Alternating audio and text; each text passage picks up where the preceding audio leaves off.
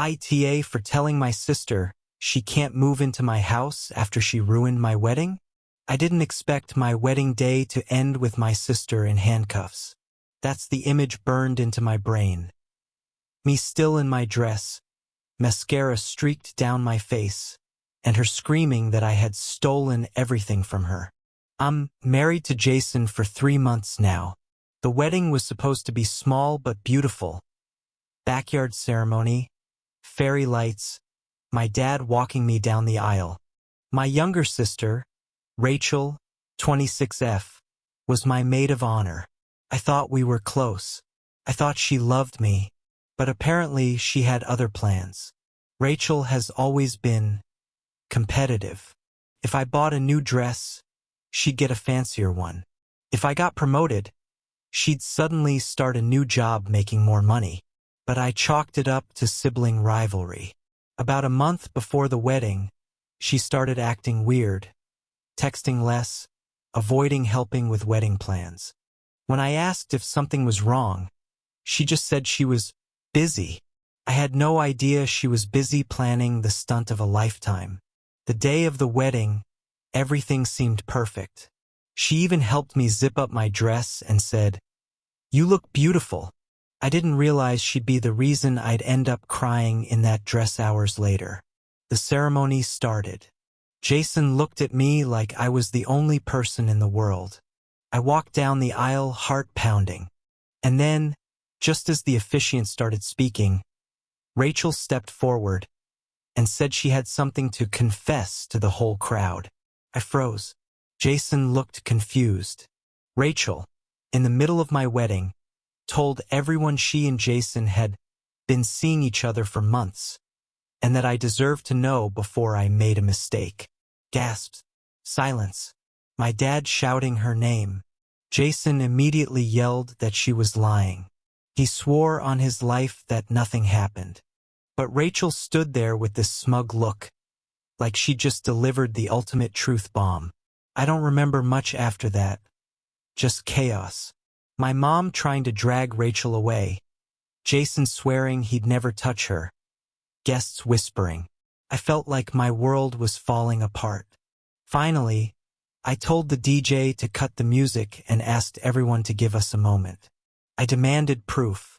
Rachel claimed she had text messages. But when she showed them, it was just a bunch of screenshots with no dates, cropped in suspicious ways. Jason pulled out his phone and showed me our entire message history during the times she claimed they were together. It didn't add up. Rachel started stammering, saying, "Well, maybe it was a mistake." And that's when my dad lost it. He yelled that she was jealous, that she'd been telling people for weeks she should be the one marrying Jason. And then Rachel threw her champagne glass at him. The glass shattered. Someone screamed, and that's when security, yes, we had security for the reception, stepped in. Rachel was escorted out, still screaming that I was stealing her life. The rest of the wedding was tense. Some people left. I was humiliated, but Jason held my hand the whole time.